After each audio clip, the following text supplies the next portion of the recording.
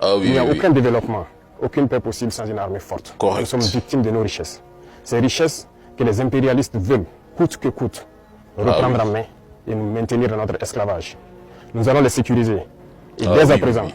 tous les groupements sont instruits de reprendre les opérations de manière active. Au sol comme dans les airs, Correct. nous allons traquer ces ennemis de la nation jusqu'à leur dernier retranchement. Tous ceux qui rêvent de voir le Burkina Faso à genoux Oui. pour espérer nous ramener dans l'esclavage doivent comprendre qu'ils ont échoué. Vous savez, dans un pays déstabilisé par des groupes terreaux, la nécessité d'une armée forte devient encore pressante.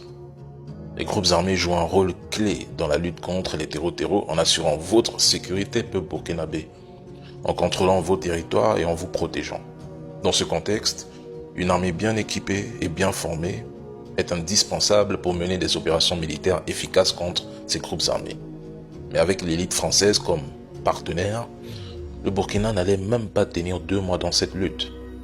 C'est après les victoires militaires que les actions politiques, sociales ou économiques doivent être mises en place pour reconstruire les institutions, rétablir la justice et réintégrer les régions ou les populations affectées. La guerre contre les terreaux n'est pas seulement militaire, elle est aussi sociale et politique. Pour que la paix soit durable, il faut des processus de réconciliation, de justice et d'inclusivité dans lesquels la population doit jouer un rôle clé. Si les citoyens se sentent inclus et protégés, ils seront moins enclins à soutenir des groupes terreaux. Et aujourd'hui, la population burkinabé soutient au maximum Ibrahim Traoré. Ils ont voulu vous diviser, vous pousser à entamer une révolution colorée afin que le Burkina Faso devienne comme la Libye. Ne tombez pas dans leur piège. Voilà la Syrie.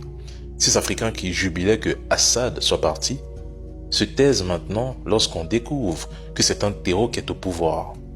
Ils vous accompagnent bien dans votre lutte et vous abandonnent dans le chaos. Bonjour la famille, j'espère que vous allez tous bien. Si vous êtes nouveau, n'oubliez pas de vous abonner à la chaîne et activer la cloche des notifications. Merci. La famille, l'état-major de l'armée française a annoncé que la France a commencé à se retirer du Tchad. Les premiers avions de combat Mirage ont déjà regagné leur base en France. Sur place, environ 1 millier de soldats français restent encore, mais il faudra plusieurs semaines afin qu'un calendrier précis de réduction des opérations ne soit établi. Eh bien, le président Déby n'a fait qu'appliquer ce que son peuple a décidé lors des dernières manifestations. C'est tout. Quel coup dur, quelle humiliation pour la France. Après avoir été chassé du Mali, du Burkina Faso et du Niger, c'est au tour du Tchad de dire « dehors ». Et tôt ou tard, ce sera aussi le cas du Sénégal, où leurs médias commencent déjà à mépriser le pays. La France-Afrique, ce système vieux et usé, est en train de s'effondrer et cherchera bien sûr à étendre ses tentacules en utilisant la ruse. Certes, la France tentera sans doute de renforcer sa présence dans d'autres pays comme la Côte d'Ivoire ou même Djibouti en comptant sur des alliances non africaines, c'est-à-dire l'OTAN et l'Union européenne. Et c'est peine perdue. Ce que beaucoup ne mesurent pas encore, c'est que la décision tchadienne porte un coup fatal à l'influence historique de la France dans son précaré africain.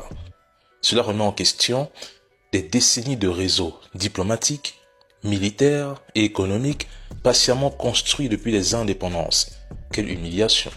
Ils sont près de 1000 avec des avions stationnés au Tchad. Mais allez donc en Ukraine. Si comme le prétendent certains trolls, Poutine affaibli, profitez-en. Faites comme les Allemands en 1943, tentez une invasion de la Russie. Allez, courage.